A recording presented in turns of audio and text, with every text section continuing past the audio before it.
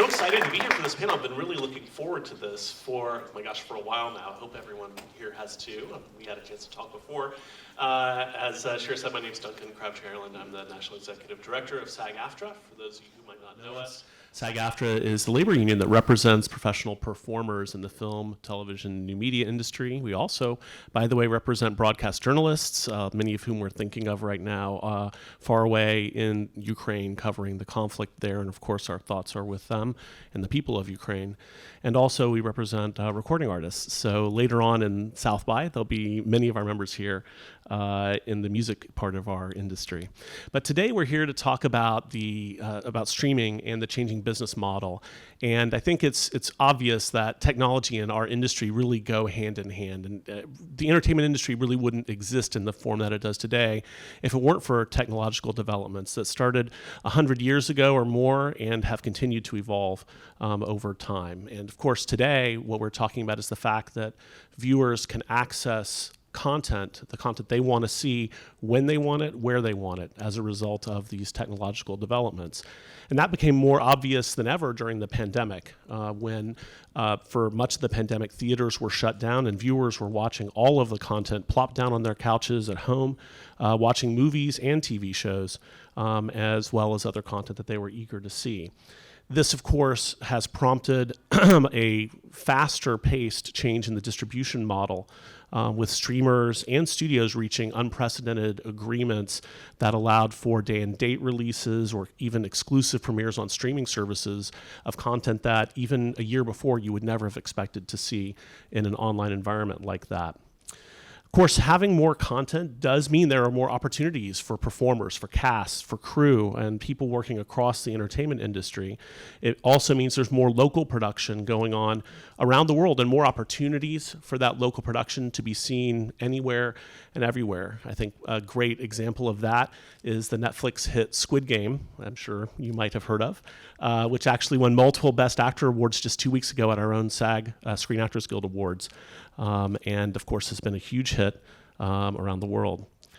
Every emerging technology that we've experienced, whether it was moving pictures, transitioning to broadcast television, to the VCR, to Blu-ray, to streaming, every version of that has provided an opportunity for someone to generate more money as a result of the talent that the cast and crew of these productions create, and that's something we want to talk about. But I think it's also important to note that thanks to a long history of strong collective bargaining by SAG-AFTRA and other unions, there is a system that's there to ensure the industry can embrace change in distribution models and technology, but also have a fair distribution of the rewards from those new models so that when those new models are developed, that the people whose creativity and heart actually give us that content are also sharing in the gains that come from it. I'm also proud to note that SAG-AFTRA was the first union to reach a collective bargaining agreement with Netflix to cover their original production for streaming. It's just one example of how that can happen.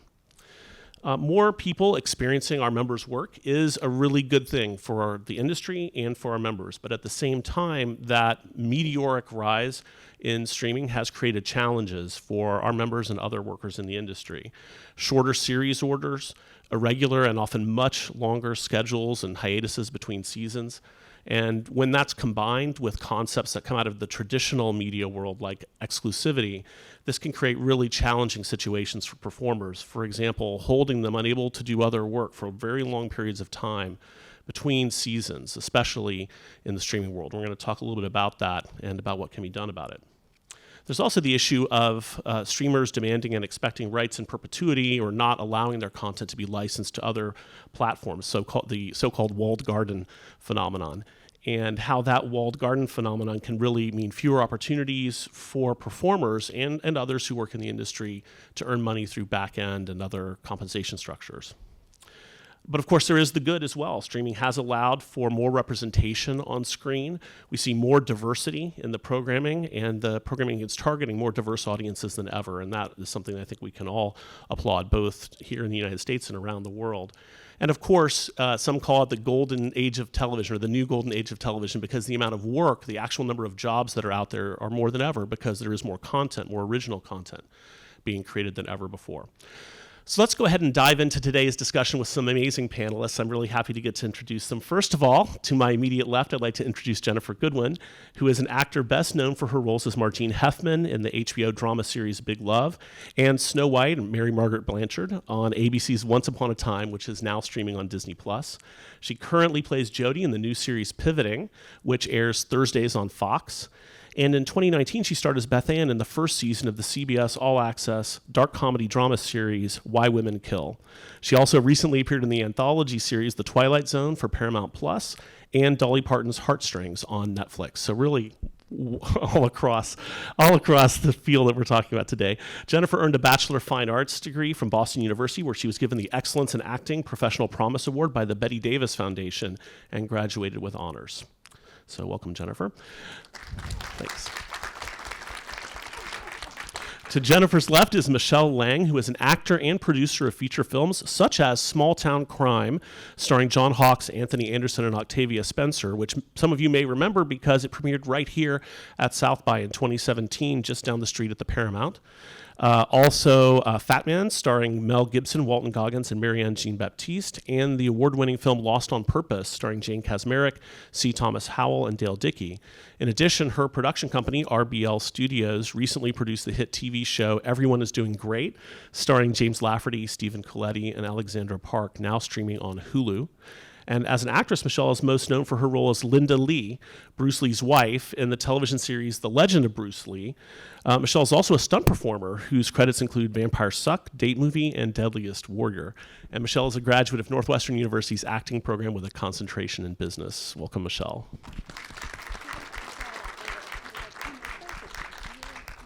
And to Michelle's left is my friend and colleague Ray Rodriguez, who is the Chief Contracts Officer for SAG-AFTRA, where he serves as either lead negotiator or second chair in major negotiations, including theatrical motion pictures, television, commercials, corporate and educational videos, animation, video games, and more. In 2019, Ray served as the lead negotiator in a first-of-its-kind 3-year deal between SAG-AFTRA and Netflix that I mentioned earlier, covering all dramatic live-action programming and dubbing. Ray is a graduate of Harvard College and Columbia University School of Law, where he was an executive editor of the Columbia Law Review. So welcome, Ray. So Ginnifer, I'd like to start out with you, if that's all right, and just sort of pose this question. Streaming services, they've facilitated, as I mentioned, an incredible increase in the sheer volume of content produced. Netflix alone has increased its production by more than 400 original episodes per quarter since 2015. How has that impacted the work you've done, and do you feel there are, in fact, more opportunities for actors now, and what might be the flip side of that opportunity? I feel that as a middle-aged woman, I see the flip side of this. I know that the math tells us that more projects means more jobs. I would love to talk to a 20-year-old actress about how she feels about it, because just like people used to ask me how I felt about women aging in Hollywood when I was in my 20s, and I had no idea what anybody was talking about. And I was like, the world's my oyster. Like, why? I don't see the problem. I definitely see it as very different now. I would love to know if there are a lot more opportunities for young people. I will say that what I find is that it's a lot harder to wade through projects to determine what is going to be worth doing, because there is so much content, and I feel like a lot of what's behind the content is let's just throw things against the wall and see what sticks. So everything feels a bit riskier in terms of, will this be something that's even ever seen or released, or will there be a focus on it while this company is making 400 other television series?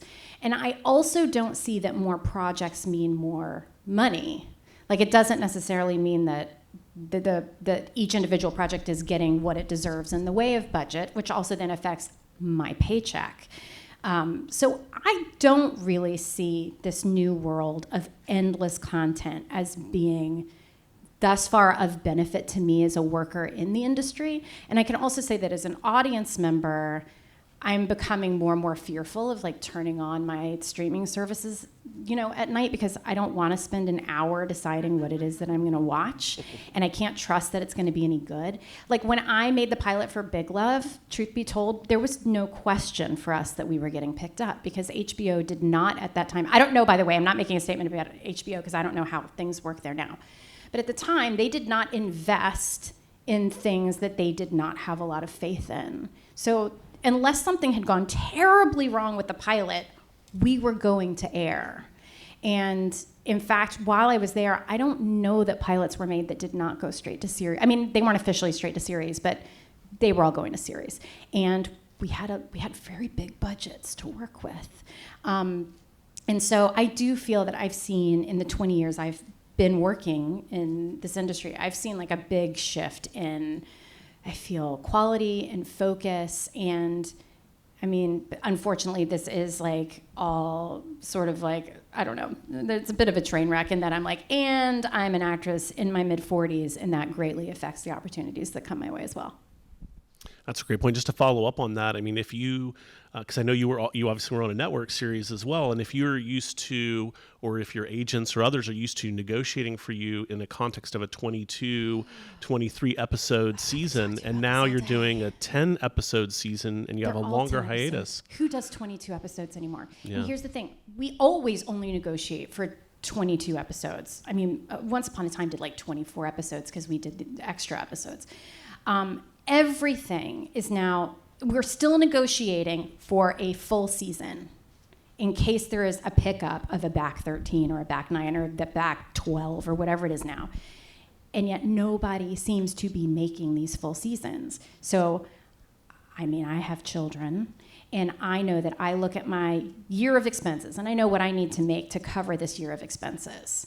So if I negotiate something for 22 episodes, which is what I do, and then I'm only making 10 episodes, which is all that we're ever going to make, and then I'm going to be held for the rest of the year under contract, I'm still having I'm having a lot of trouble understanding why I can't then be compensated for the 12 episodes that I'm not making that I was counting on to get me through the year.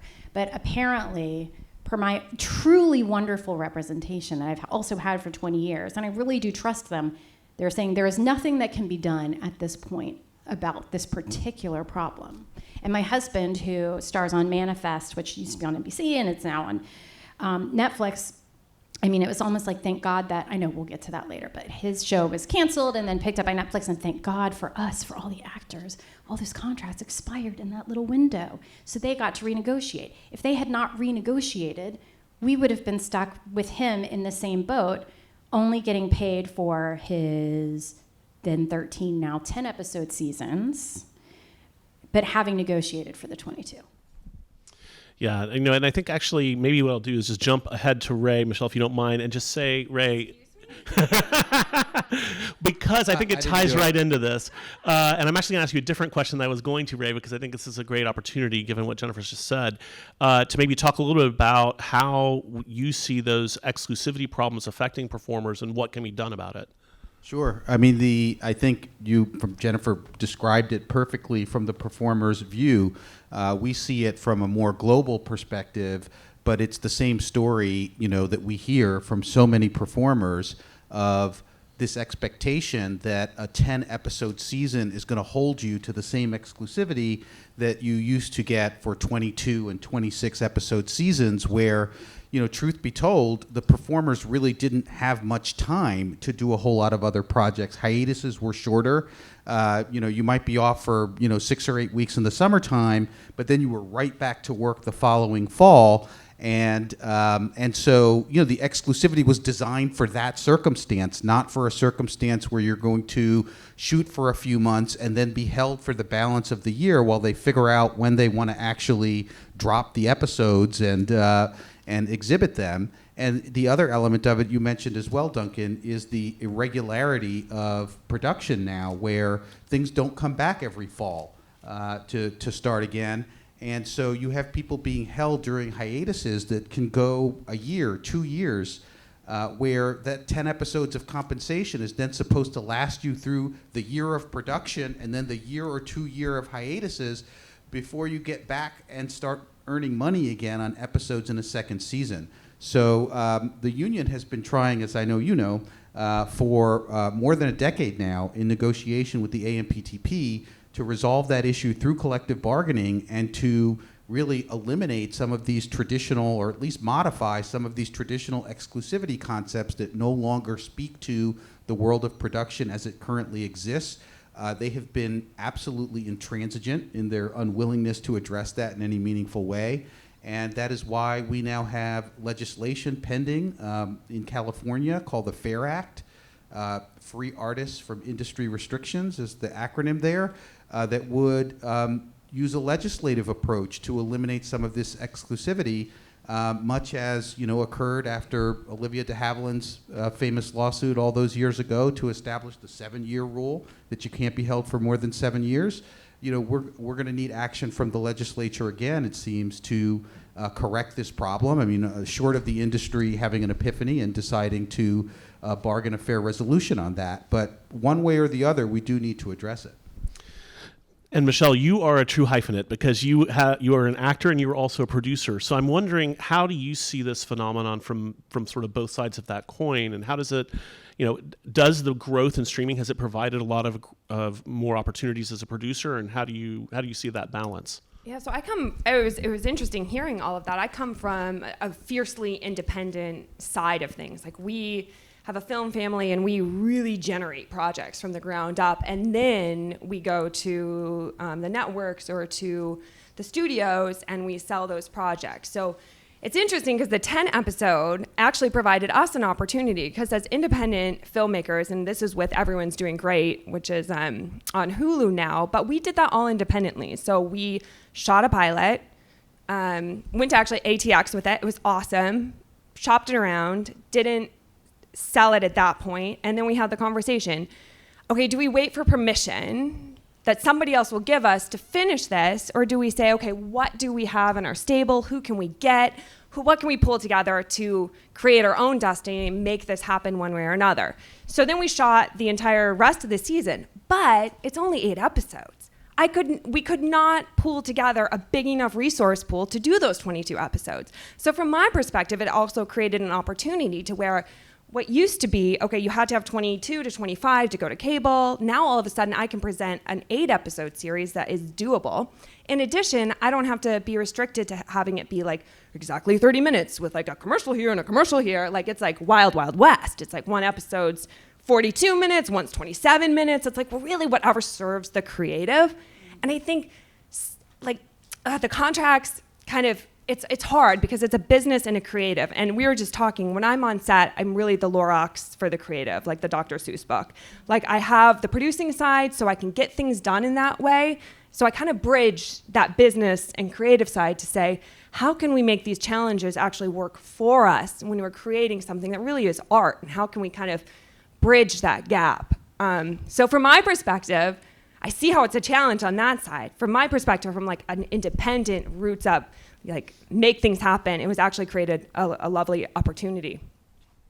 And I think we've certainly seen that that does mean an opportunity for more diverse projects in every sense of the word, for projects that probably wouldn't have been made under the more traditional system, or where you had to make a commitment to a huge number of episodes. So I think Ray points out that really the problem isn't necessarily the season length. The problem is what happens between seasons and what kind of restrictions are being put on performers and other talent between seasons that keep them from being able to make a living. I think we don't have that kind of power. We are working around their schedule. They're like, when can you come? Oh, great, perfect. I'll take it. Well, that sounds great. I mean, I think maybe shifting a little bit, going back to Ginnifer, I wanted to ask you, seeing as how you have worked on programs in all of these sort of different settings, whether it's for streaming, original streaming content, network, pay TV, pay cable, film, et cetera, how do you see the differences between those different sort of platforms, or the content that's created for those platforms? And do you think that you have more freedom because of those variety of platforms in terms of what you might choose to participate in? Do you have more options? For sure. And I think that, and piggybacking on what you were saying, I think that also because we have there are opportunities. So streaming's not all bad. There are opportunities, and I'm very grateful for the experiences I've had with them. To also mean that there's something more competitive going on in terms of content. So I get a bit contrary, and for instance, after having spent, I did 7 years working for ABC, and then worked for streaming from like 2017 until now. And then I said to my reps, I would like to go after specifically a network show next. And they said, but why? And I said, because everybody else is going that way. And so I want to know what, just like I wanted to be on HBO when my reps were like, why would you go do television? Back in 2001, I was like, I want to know what the networks are now going to do to compete with the streaming, because I would like to think that they're going to have to step up and make changes, and maybe that's where the new stuff's going to happen. And I do feel like it was a different experience than my network experiences before. There still is a bit of, you still have the standards and practices parts of things that I would like to see move in a different, I would like them to, I don't know how you would describe it, be liberated. I would like to be liberated a bit from the standards and practices part of things, but I understand that there's still advertising. But I did see growth in that area, and I feel like I have to thank streaming for that, because on my show we were trying to figure out how to do something. I mean, they specifically called it cable-y or streaming-ish. They wanted to see what they could do on a network using just having a bit more freedom. And my experiences on streaming were more what you described in terms of an episode of something was, we had the liberty to move within, I don't know, a 20-minute period. How long is this episode going to be is based on the story that we want to tell. And yeah, that part of things is really nice. And I guess when we think about sort of the challenges, that go along with it, we talked a little bit about the exclusivity and things like that. There's also the issues of these new models. And I think this is probably for you, Ray. I mean, we saw some off-screen drama explode over this last year with respect to Black Widow and Scarlett Johansson. And first of all, let me just say, to performers who are willing to step up and speak out, I mean, real applause, because there is so much fear in the industry of people being blacklisted or retaliated against for speaking out and standing up for themselves. Scarlett Johansson is one great example of this. She stood up for herself and a bunch of other people too in the process. Ray, could you maybe talk a little bit about what the relevance of that is? How did Scarlett Johansson standing up to Disney, what did that sort of teach us? Well, first of all, I agree with you, and the union released a statement of support for her when that happened, because it is too uncommon to see performers stand up to a company like Disney, and so we were very pleased to see that she did that. And she was right to. Her contract called for her to be compensated based on box office bonus, and then her employer went and undermined the box office release of her movie by simultaneously releasing it to Disney+. And it shows, some of the challenges of this transition, where you have contract structures that have been negotiated for many years based around box office, and then you see that the box office isn't what it was, and they want to release it in the day and date and undermine the compensation that they bargained for. So it's clearly pointing to different directions that these deals are going to be. Different ways the deals are going to be bargained in the future. And it also points to another problem, which is the difficulty of valuing the release when it's not an arm's length transaction anymore.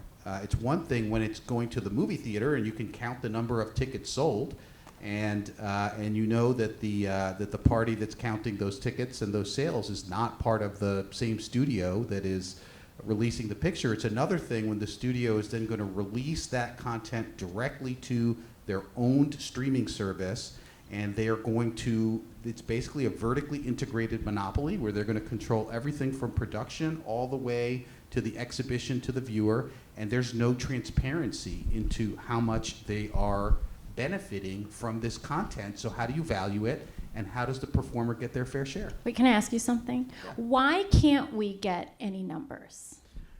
as performers, as it I'm actually directly, curious too. Yeah, affects our pay. And I mean, I As a face producer. this with streaming on. I mean, I will face this in working more for Disney. I face this when I'm negotiating a streaming contract when they say that there's just, they say there's no way for us to tell you how many people. And it's like, challenge. Yeah. So I mean, look, there's some information that you can get, but the information on viewership is looked at by these services as like the corporate crown jewels. They are not going to give it. Even the most powerful agents in Hollywood aren't able to get that information, and it goes to one of the main differences with streaming, which is that they are gathering data about their viewers as their viewers watch the content and developing their algorithms so that they can continue to serve you content that keeps you stuck to Netflix, keeps you stuck to Disney Plus. You're saying it's like part of their trademark of their algorithm. It's not that it's a legal matter. It's a business judgment that these companies have made, that they are prepared to fight as hard as they have to not to release that data because they look at it as a competitive advantage. Netflix, for example, if you talk to the people who work there, they view themselves as a technology company, not an entertainment company, and they look at that data that they're collecting on viewership, who's watching what, and not just viewership, because it isn't just about how many people watch, it's about how the content affects subscribership. So does the content attract new subscribers? Does the content retain existing subscribers? And it's based on this data analysis that Netflix, for example, has determined that they rarely are going to make more than 3 seasons of a show. Because what they have learned from analyzing their data is that after 3 seasons, for most shows, obviously there are high-level shows that are different, but for most shows, after 3 seasons, the impact is nil. It's not attracting new subscribers to watch season 4 of the show, and it's not retaining the existing subscribers beyond the 3rd season. So that data is they view it as extremely core to their business, and look, I think there's got to come a point where the agents start to win these battles a little bit more and get access to this data. But right now, they are adamant. This is our corporate crown jewel, this data, and they just will not give it. So like save all of us saying we're not going to work, which is possible. I think that would certainly be a very dramatic lever to use. And, like I'm saying, I think there will come a point where just from competitive pressure, they're going to have to do it. But to this, we're not there yet. And right now, that data, I mean, they're liberalizing it a little bit. Like now they have the top 10 in Netflix when you watch it. They're giving you a little bit more insight into their metrics. It's like top 10 out of 400,000. Exactly, top 10 out of 400,000 shows. And who knows if that top 10 is actually not a little bit tweaked here and there. Rated a little bit. Right, but I think the Helped a lot. point that you're making, Ray, it's also really good, is to recognize that we're talking about them building the value of their own asset independently of the project that's being released on it. So when you take like Black Widow being released on Disney Plus, that is not only generating subscribers right then, but it is also building the value of Disney Plus as an asset for Disney. And this is something that we've seen not only in the streaming, in the audiovisual streaming world, but this is, this was an issue and continues to be an issue in the music world too. If you take Spotify, for example, which was partially owned by many of the major record labels, there was a huge battle over how the value that was created in Spotify by the licensing deals from the record labels would any of that be shared with the artists who are themselves creating, the interest in listening to music through that platform. And in fact, one of our other SAG-AFTRA members, Taylor Swift, was quite instrumental in making a deal that required that value to be shared by her record label with the other artists, not just herself, with the other artists on that label who, as that label was selling its interest in Spotify. So it's definitely something we all have to keep an eye on, is the use of these projects, not in the way that was always intended and that those contracts are built around, but to create value in institutions that artists aren't gaining any help from. It's basic cable redux. They did that with all the basic cable networks when basic cable first came out. Well, not when it first came out, but a little further in, when the network started acquiring basic cable services, they then took their off-network content and they used it to build the asset value of all of these networks. what we're seeing lately is a further wrinkle on this, where you have companies like AT&T that will, it's now going to Discover rather than AT&T, but Discovery rather, HBO is, but using content to sell cell phone plans, right? That's part of the rationale why they wanted HBO, is so that they could drive HBO subscribers to AT&T Wireless. And so when you go to subscribe to AT&T Wireless, one of the benefits that you get is a free subscription to HBO Max. So the value proposition has really changed now, where to really measure the value of the show, it's not just about the viewership, and it's not just about the asset value of the platform, it's about the conglomerate that owns it and how they're using that to drive you to buy cell phones, cruises, theme park tickets, all other sorts of ancillary services that are owned within the same corporate family. So we could talk about this topic for the rest of the time. We're not going to. And actually, I want to shift topics, and Michelle, I want to direct this to you. I mean, obviously, we're here at South by, and there are a lot of independent filmmakers here. Can you speak to how indie projects can get distribution on these platforms that we've been talking about? I know that Everyone is Doing Great started as an indie pilot. I think you referenced that, and then you shot season 1 before Hulu picked it up. What was the process like getting distribution? Yes. Can I get a little hand raise if you're an actor? Can I get a little hand raise if you're a director? A little hand raise for a writer? A little hand raise for a producer? Can I get a little hand raise if you don't want to raise your hand and participate? No, okay. Good. That just helps see kind of where to target this. So, to play, it's interesting because I come from a very different side, right? To me, when the streamer started, I started producing in 2010 with a film called Lost on Purpose. The Nelms brothers were directing, and I was just acting in it, and they wanted me to produce it, and I gladly told them, no, bad idea. I don't know what I'm doing. That sounds horrible. But I'm smart. I can figure things out. So I dove in, and I think it's such a great, I didn't come from a producing business background at Northwestern. I came from a business background where we're selling you things. But I think if you dive in that way, I wasn't restricted by what I should do. I just had to get things done. And I think there's a freedom to that in getting stuff done. But with Lost on Purpose, Netflix was just coming out. And all of a sudden, or they had been around for a long time, but they were really hot right then.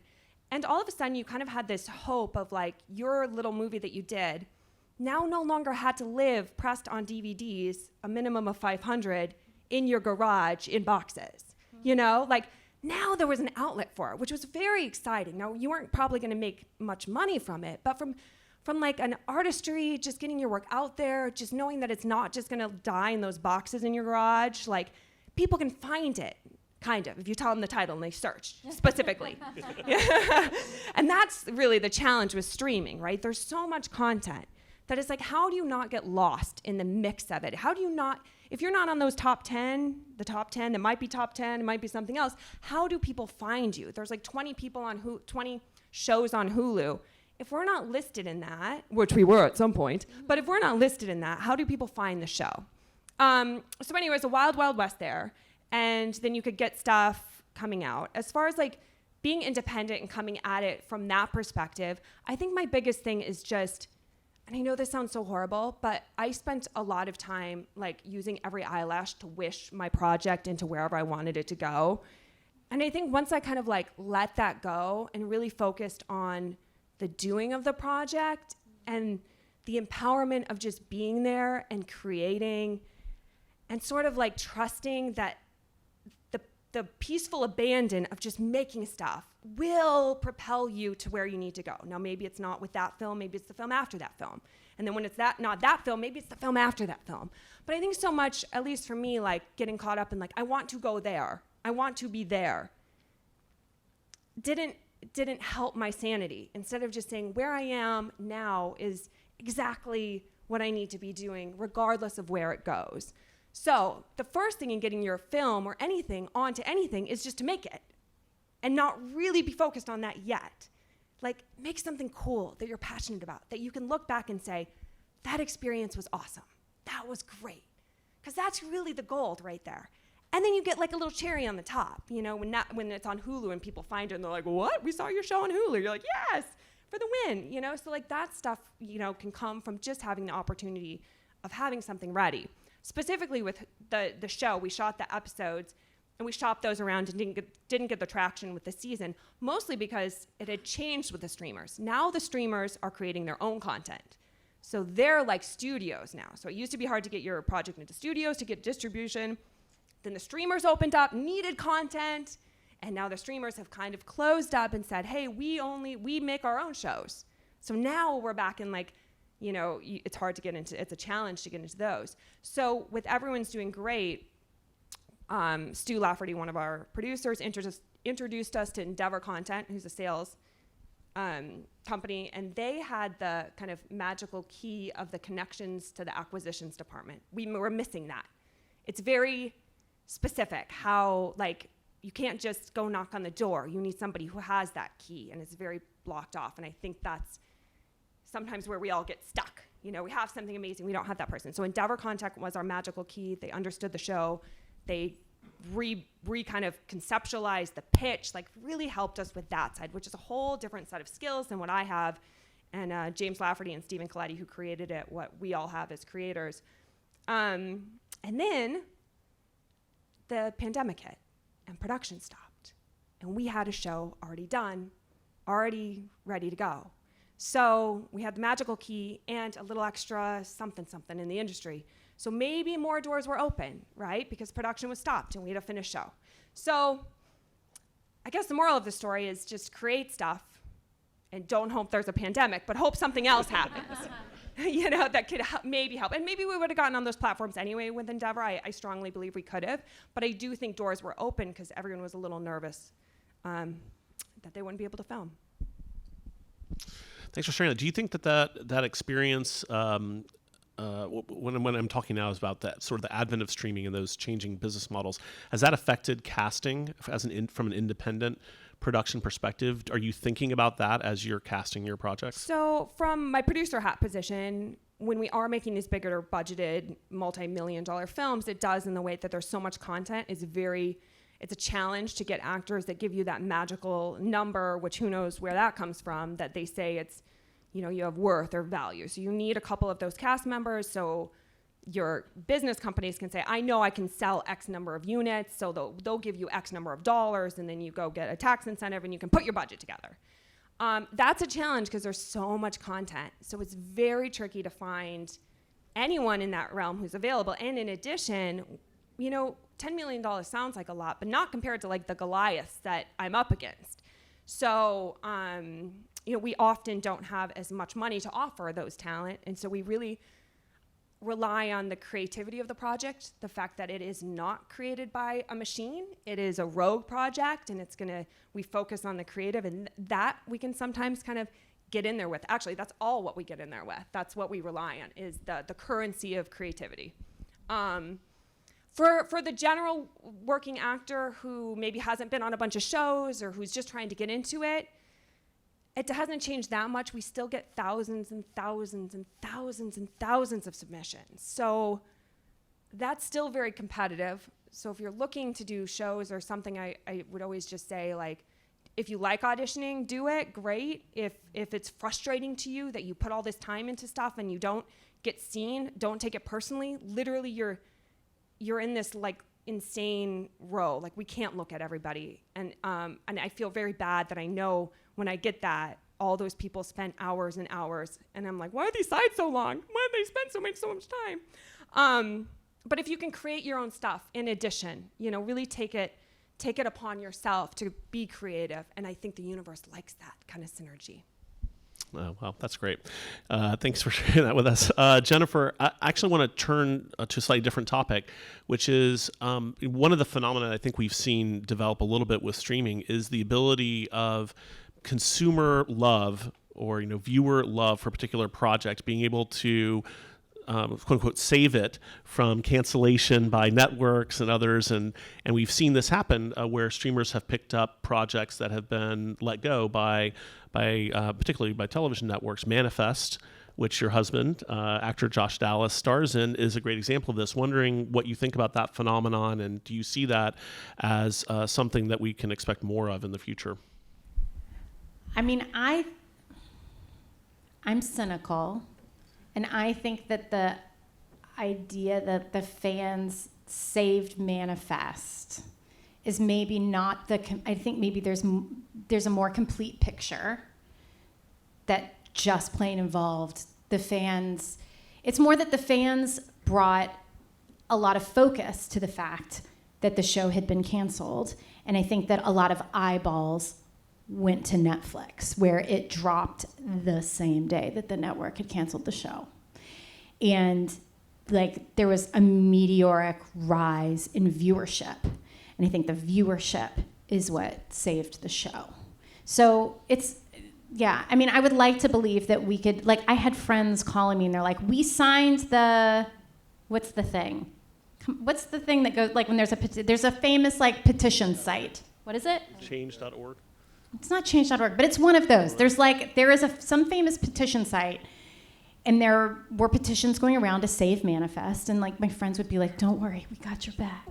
We'll pay your light bills next year because we voted on we signed the Save Manifest."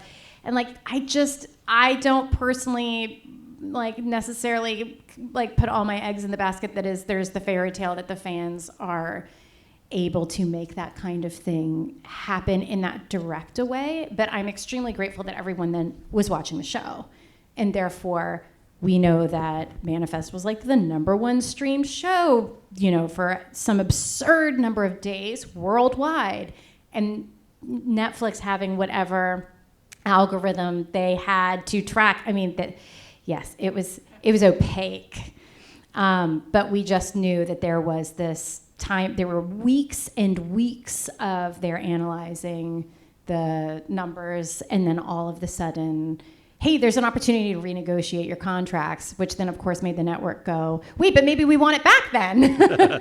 And so then there was that whole fight to get it back on the air, which then also served the show because Netflix had to make a good enough deal for the show to go to Netflix. Because also it wasn't NBC for NBC, to be clear, because it was a studio making the show. So yeah, I think that there is an ability to like get the world excited and to get people to watch things in the way that we all go on social media and ask people to watch things. And I think there is power in that. But I feel like the narrative that surrounded like Manifest in particular about the consumers saving the show, I'm a little bit cynical because I'm like, yeah, but I was also there for all of those conversations about like I think there was just so much more. It was about the viewership. That makes sense. And actually, both you and Michelle have really referenced the fact that in this new world of streaming and with the volume of original content that's being created, a big part of that is making sure whatever it is you're involved in stands out from the crowd and captures that interest from the viewers. And that's what I guess it really is all about. So thanks for sharing that with us. I guess as we sort of move towards a point where we can open it up and take some questions, I wanted to just ask one question really for everybody, which is there such a thing as too much original content? I mean, are we experiencing a time right now where too much original content is being made, or is more always better? I think we were chatting in the green room just for a second. I think it's an interesting model right now with streaming and original content. And as we were saying, like the streamers kind of think they know what you're going to like, right? And then you research something for a role, and then all of a sudden they think you like clowns a lot. And you're like, no, I actually don't like clowns. But that's all they're showing you. So it's not altogether correct, but they think that they know you and why you're looking at and stuff. There should be a button for that, honestly. Like, right, don't want any more of this. Don't track me. Yeah, untrackable. Yeah. But like, I think there's or Michelle, if you have kids and somehow they've gotten access to your profile, or yes, yeah. My profile thinks I like weird Korean thrillers and SpongeBob. Yeah. It's very confused. But this idea that like they think that they know what you like, so it doesn't open you up to something that maybe you wouldn't like, and that conflict of ideas with human culture as a whole. I think if we start feeding people we think they want to see or hear, instead of challenging what they think they want to see or hear, is a very slippery slope. I think it's really important to get a lot of ideas out there. I would almost love it if they took that and used it on its head and said, you like this content, let me show you something that's the opposite of that. We should start our own streaming service. We should. You know what else we're gonna do? The other challenge is that in the streamers, right? Like I used to love to go to Blockbuster. Do you guys like to like walk the aisles, right? And you could find weird stuff. You're like, ooh, what is this? When you're clicking around, I feel like you get a certain number, and you know they're holding out those 400,000 things wherever they are, but you can't find them. So on our streaming service, it's going to be virtual. So we're going to turn your living room into like a walking Blockbuster, and you're going to walk the thing with your little goggles on, you know, and like look around, and it'll change for forever. You could just walk there. It's good to get your steps in too. All right, you heard it here first. Breaking news: there's a new streaming service being started by Ginnifer and Michelle. Right? And if you think you'd like SpongeBob, we're going to show you Squid Game. Exactly. The role of art, right? Isn't It's a challenge, right? Absolutely. And I also feel like, I mean, I touched on this a little bit before. I feel like as someone who's just participating in the acting part of things, like it's just a lot harder to find the things that, I mean, I want the things I'm in to be the cream that rises to the top. And I just don't even know where to look for those things anymore because my own algorithm it's just like none of it, it's not necessarily about like the best script, and it's not necessarily even about like working with a team of super creative people I've always wanted to work with. Like I don't know how to find the thing that's going to be both fulfilling and that's going to, you know, be promoted on a streaming service. I mean, sometimes I look for there's, and I won't like name what it is, but I want to say Netflix, shame on you. There's like a show that they made that's spectacular, and it never comes up. It's their own project. And every time I have to go to the search button and spell out the whole freaking thing before it pops up. And that's a challenge, right? Like it's out there, but you can't find it. Yeah, exactly. So, and it's you not, know the name. And I'm like, the algorithm's a little off that I've been watching it, and you're not putting it in my keep watching category. But anyway, I do feel like I miss the days when there was less to choose from as an audience member, and I do miss the days that there was less to choose from as a performer, because also I would like to think that the thing that I'm working on, that there's a focus on it, that like money will be spent on it, and that people will really care to make it better and better, instead of just going like, well, we have 30 other things that we're doing right now, so. Well, from a union perspective, I mean, we obviously love to see opportunities for members to work, and so the explosion of content has certainly been good for that, right. And so there's a positive side of it there. I think, you know, my concern about it is also that, you know, as you have so much content, each individual series or show is naturally going to have a smaller audience. And as you make programming for smaller audiences, that tends to bring with it smaller budgets. And so, you know, the question is... That affects our paychecks, big time. Yeah, smaller budgets are also means smaller paychecks, as you point out. So there's a real push-pull as the audience continues to fragment, and that fragmentation carries through to the fragmentation among all these streaming services. It does call into question, you know, what is the quality of the content, and you know, frankly, what is the societal impact as we continue to break down into our separate bubbles and only get information from our favorite news sources and whatever social media sites that we like. It's tracking into the entertainment realm now, and I do think that movies and TV throughout history have been a tremendous force for positive social change. And I do have a level of concern, just as a person and as an American, that you know, are we going to continue to see our content play that role of really pushing societal change if every little group of audience members is only watching their favorite show? Wow, that is very profound. And I was just going to say, and also how many streaming services we're all going to be expected to subscribe to, but that feels very micro compared to what you just said, Ray. Spending my limited paycheck on the 400 100,000 apps on my Apple. Well, so I think we're going to turn to some audience questions, but before we do, I think I just want to sort of circle back around and say clearly as part of this discussion that the proliferation of streaming has brought opportunities and challenges, just like other innovations have in our industry historically, that we all know that the business model for the industry has always been evolving, and collectively it's all our responsibility to understand and be ahead of it. That the technological changes affecting the industry have had a real impact, as we've talked about here, on the underlying deals that are the structure for the industry, and has impacted everyone, especially performers. And that system is going to have to change and become more fair either through negotiations, as Ray described, or through legislation, or through other means. And finally, just that educating us and having these kind of conversations, I think, is a great way we can all benefit in getting a better understanding of how we can work together. I do want to say we have a microphone out there in the audience and right over here. And so if there's anybody here who has a question or a comment they'd like to share, we'd love to welcome you to do that in our remaining time. Hi, this is for Ginnifer and Michelle. You both look fantastic, by the way. You also look amazing, but these two ladies, they're stunning. Right. See, I got that compliment. There you go. There you go. Well, I just, as an indie filmmaker that's trying to entice talent to sort of get the film greenlit also on these streaming networks, it'd be interesting to hear both of your 1, 2, 3, the number one thing you're offering talent to attach to projects to get it funded, and then your 1, 2, 3, the number one things you look for, and kind of trade, because I'm curious of those perspectives as we try to entice people. I'm actually for curious our indies. as well. Thank you. Yeah, it's a good question. Oh my gosh. Well, I mean, the first thing is completely subjective, which is, for me, the script is just the very first thing. I just have to love the script. There's no conversation to be had if I don't love the script. And I don't love seeing early drafts, by the way. I'm not a producer, and I don't think like a director, and I can't necessarily see it. If I can't see it on the page, I'm not very good at imagining what it can become.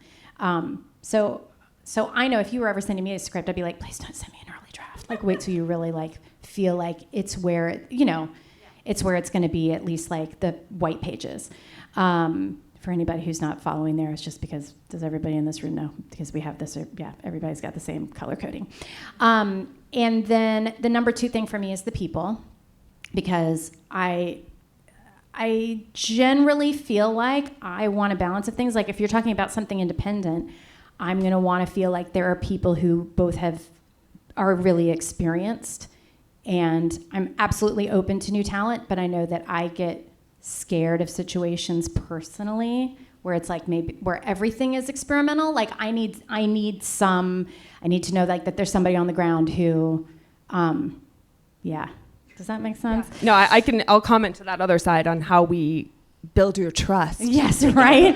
and then I would say the third thing, it does become a financial situation. How much time, and this is a different conversation than I would have had with you in my 20s, but I've got kids, I live in LA, so how much time versus money is going to be spent on even something that I'm really passionate about? There was a pilot that I parted ways with because the holding deal, because I could talk to you about holding deals all day, because the holding deal was so unreasonable, and I couldn't, even though I loved the script, I could not support my family on the holding deal. So unfortunately, it does in the end come down to that too. So I'll actually just answer most of those sides. So script's so important. This is a little bit of a rogue way to go about indie film, and the Nelms brothers and Johnny Durango and I come at it this way, and it's how we've been able to go from literally putting in $60,000 into our first film and raising equity and saying we had half the equity, but it was just our own money. How you keep going up, right? Now into multi-million-dollar films, and your tendency is to want to start with that name that you're going to be able to go to other producers or investors and say, I have this person. What happens with that is you're giving them an early draft, and they're going to read that and go, ooh, I don't know. So what we do is we always say, who do we know that is established in this industry that can read this and give it? First of all, we're just meticulous about scripts being awesome. Second of all, we get someone on Lost on Purpose, it was James Lafferty. He was a good friend of ours, and he had enough established street cred to get the next person on board. And then from that person, we could say, hey, we have James Lafferty and this person. And then we went out to get Jane Kaczmarek. Not Jane Kaczmarek first, because she doesn't know who we are. So we build the cast around them so they feel like they're not coming into a bunch of nothing. So they can see those characters. Hey, we have James Lafferty, Dale Dickey, Jane Kaczmarek. Hey, C. Thomas Howell, you want to come play? We actually had Octavia Spencer, but that's just because we're friends with her, so that also really helped in that. But that was before she won the Oscar for The Help. Mm-hmm. So that's a way to build trust. So that was your second thing. It's like, don't start with that big one. Start with who you can get and build up from there. Also with your projects. Say you don't have a ton of money up front. Do a project where you get a working actor who's good and has a good experience with you. Then on your next project, you can get a little bit more. Get a little bit of a bigger actor, and I don't like that term, but I just mean bigger as far as money, and start like pinging yourself up through the rungs. You're not going to go for, I mean, sometimes we don't go from here to there. I mean, sometimes people do. We've had to do it very incrementally, from a $200,000 film to a $1.9 million film to then a $10 million. We had to like go up like that in increments and very pointed that way. What was the third thing? Oh, the money. Yeah. That is a really big challenge, especially when you're working with Goliaths like Netflix. And honestly, it used to be easier back in 2010 because the writer strike was happening and nothing was going on. So we really used that to be able to get talent that we would have never been able to get. In that same line, as an actress, I stopped getting roles because talent was taking much lower paychecks and they took all the indie roles I was getting. So that's why I sort of transitioned into making my own content. And build that community. Build trust, work, help other people, not because you want to get somewhere, because you're a nice, awesome person and you build, and it's a hard industry, and if you go at it alone, it's even harder. So really to like be kind and work with people and like just keep generating. Great, so we'll go on to the next one. I just want to warn the people there at the mic, I'm not sure we're going to get to everybody just because we only have a few minutes left. We'll try and talk faster. We'll do our best. Yes, please. Yeah, this was an excellent discussion. Thank you so much. My question was, how has social media influenced your own projects in this new decade? We have seen streaming shows and films willed into existence from Twitter, from surprise show renewals to like superhero director cuts. How important has this aspect become for future projects, and will social media influence become even bigger in the streaming future? I mean, we use social for Everyone's Doing Great, and by we, I mean not me, but James Lafferty and Stephen Coletti. That's how we got the whole season raised, and then Roque Trem with Dada Media came and gave us some additional equity. So wait, when you say that's how you used it, sorry. Oh, Can sorry, you explain social to me media. But how can you tell me like how was that used to then? So with the pilot, it was independently funded, and then for the rest of the season, they did crowdfunding. Really, it was through the support of the fans and the gifts and the communication with the fans. And man, no, that is like a full-time job. Woo! That is the hardest money you will ever have to earn. James and Stephen like did that for so long, 24/7. Like, it is not easy money. And bless them, they had the platform to do it. I couldn't raise $3 on social media, So for us, we used it for the power of good. Social media and I are, it's not my specialty, but I can see how in the independent route, if you do have somebody who loves your project, who has a fan base, and you really, that like it's their creation, you can use that to galvanize a team and a community, and we really did. It was like the EDG heroes, and it was like, because of them, we could do it. And that was also great for the show, too, to gather that team. And there's also this phenomenon of crowdfunding equity in films, as opposed to the sort of GoFundMe approach where it's just donations. There's also a whole new world. There's some new ones that you actually raise money and they share in the equity. Right. Yeah.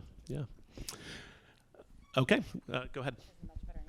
When you think about the future of the industry and the evolution and the sustainable model, the future state, talk a little bit more about from a talent perspective, the theatrical experience, traditional movie theaters, with really respective to the way that production would be geared toward, the big screen versus the small screen. I mean, I haven't done anything particularly that made a big screen necessary in quite some time. We were having this talk backstage. Like, as an actor, I love television, And it's what I watch, and I love growing and changing with the character, and I love watching a pilot and going, I hated that thing that I did, so I'm going to undo it and redo it in the next episode we film. And I also just love the opportunity for a character to grow. But I do think that, like, what's scary is, I mean, the Scarlett Johansson of it all. Like, we need to be compensated for the work that we're doing, based on the work that we're doing, apparently, and not on where the thing is going to go. Because, like, it seems like a bit of the Wild West in terms of what people are deciding they can and cannot do with the work that we have put into things. And I've certainly been part of projects where back end is how I paid my mortgage. So I think that we're going to have to change this contract model in general while we're changing our holding deals, so that we are, I don't know, so that, like, that part is, I guess, removed from the equation, since we don't know what technologies are going to come up. I mean, like, in our contracts, there's that whole, you know, like, in perpetuity, like, in an outer space, they can, you know, there's On still, Mars, when we go on there, Mars, they still own you. They'll hold you from Mars. Exactly. We still own you on Mars. I feel like it's going to have to be, there's just got to be another way that we move forward from here, since we're finding that, people are watching from home, and things can be watched just fine from home. I am probably the, like, controversial voice that will say, like, I love going to the movies. However, I will not be devastated if, like, our relationship to theatrical releases changes. Like, I'm okay with people seeing the movies I'm in at home, as long as I'm compensated in the way that I would have been compensated if, I mean, I can't work 16 hours a day and be away from my kids and not be compensated. Well, I'm sad to say I think we're out of time. I'm so sorry to the people in line. No, I'm sorry to the people in line. But thank you so much to Ray, to Michelle, to Ginnifer. This has been a great conversation. Really appreciate your being here, and hope everybody has a great rest of South by. Thank you.